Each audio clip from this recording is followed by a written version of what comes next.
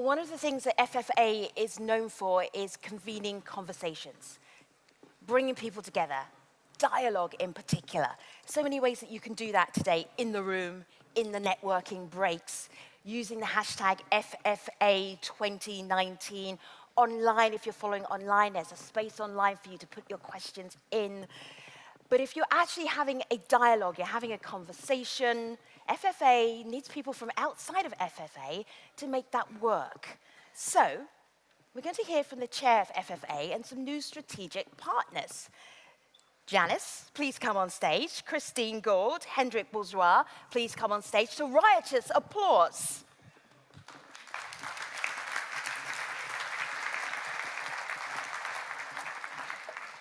Take a seat, take a seat, take a seat. Fantastic. Thanks. All right, lovely. Very good. So you went looking for partners. Why? It's pretty simple. We were sometimes accused that we are too much closed shop. And it is pretty much obvious that we need to look for new partners which would embrace the things which we are doing from all sides of the span which we are trying to address. And we are pretty lucky that some have decided to become our partners. I do firmly believe that it's not enough to stay. You can't answer to all the questions which we are addressing if you are staying only inside the environmental... Your little bubble, your little Yes. FFA bubble. All right, let's expand the bubble. Christine, Yes. on your business card, what does it say? It says Christine Gould, founder and CEO of Thought for Food. All right. When did you have the first thought for food? Thought for Food actually was, Genesis came here at the Forum for the Future of Agriculture 6 years ago. And you know, when you're talking about this topic of the future, it's really important to involve the very people whose future is at stake, and that's the next generation. We're very pleased with the theme of this year's conference.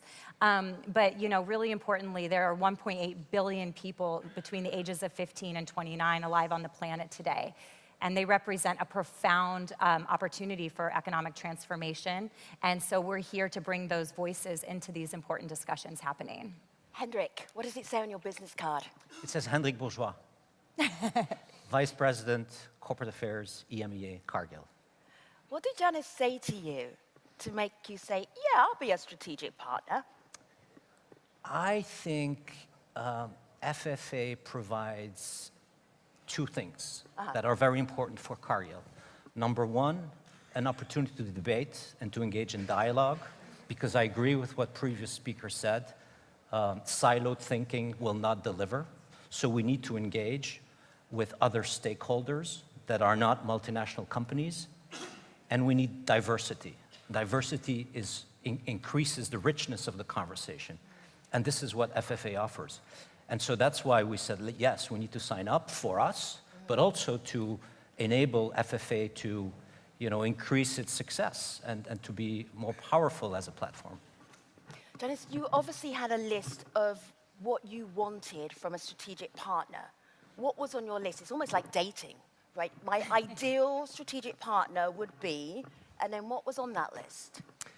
No, it's actually moving from only agriculture and environment to the whole food chain. That was basic idea. If you discuss the food chain, actually we would need to move further. We would need to embrace also the land questions and really holistically approach to the questions which we try to address only from the lenses which we are currently trying to address. But if you want to do that, you need people who are not only from the area which were linked to the previous kind of logic and thinking, and you need to embrace the broadness of the questions which you are putting on the stage.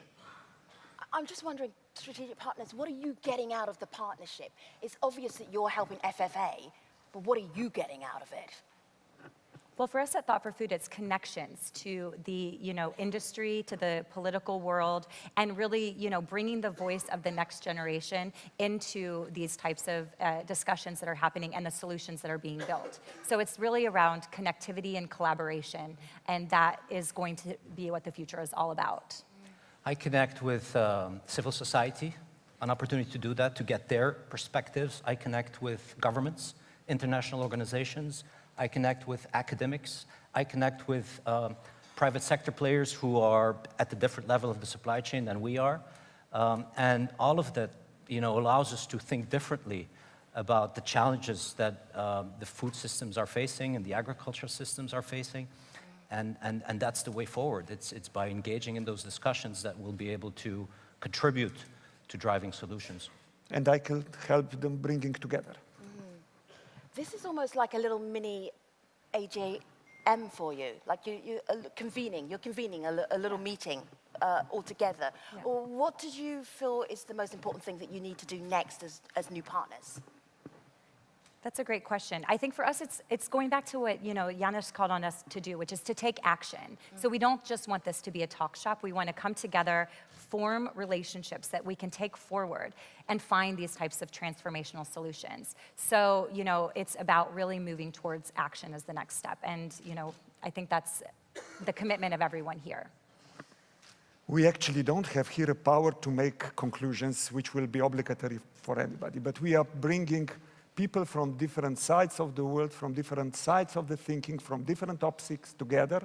And we sincerely hope that after leaving that they are bringing this logic, this thinking, this goodwill, and this determination to change the things back to their reality.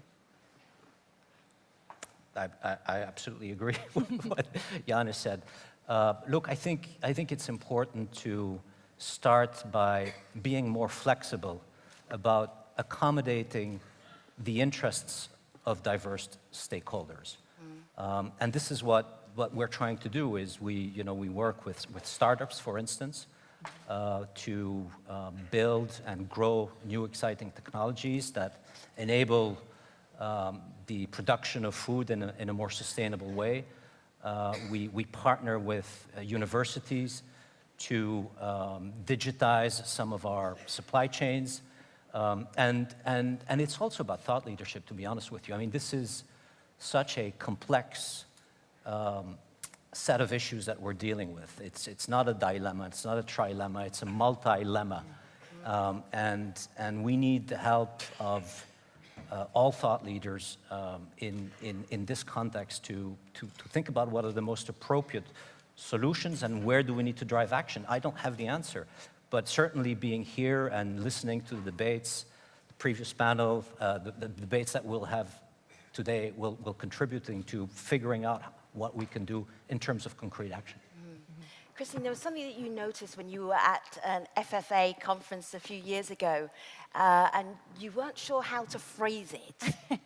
So I will let you do the phrasing now that I've thrown you under the bus. Yeah, she has thrown me under the bus. But it's true. I think that I was attending many discussions around the world, including here at the FFA, where I felt there weren't enough young people in the room present. And like I said, the world's next generation demographic, millennials and Gen Z, represent an enormous opportunity to solve this problem in new ways. They are the largest, most diverse, globally connected, technologically savvy, and socially conscious generations the world has ever seen. So we need to make sure, in the spirit of diversity, that they are brought into developing the future that actually they depend on. It's their future that is at stake. And so it was after attending this and several other meetings that I went back and said, if I don't take action to bring young people into this, who will? And so that was where Thought for Food was born. And we're really excited to see this collaboration come to fruition. And today we have 25 TFFers from across Europe here, and bringing, again, that representation of their next generation needs and interests. And the other thing that we do at Thought for Food is really focus on action and solutions. So I mentioned earlier, empower and fund startups. And this is also something really important towards food system transformation and having this connectivity with the policy world and the corporations that can help to propel those forward. Janice, I was just thinking, one of the developments that FFA is doing is going from a convener to an influencer. So you have to be linking up with the right people. Are these two cool enough for you to have that influencer impact?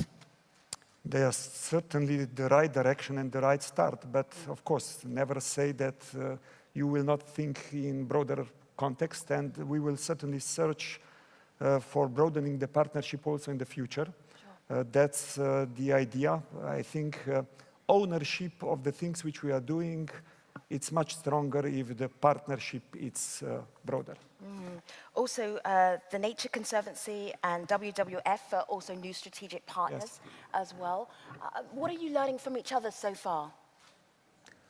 Well, I'm going to follow up and see how we can work together in teaming up to funding some of the startups that you're working with, certainly. Amazing. So, Christine, Janice, Hendrik, thank you very much. Good luck with your strategic partnerships. Appreciate it. you. I'm going to walk you off the stage, and then I'm going to walk right back onto the stage. Thank you. Thanks. Thank you very much. Thank you. Thank you.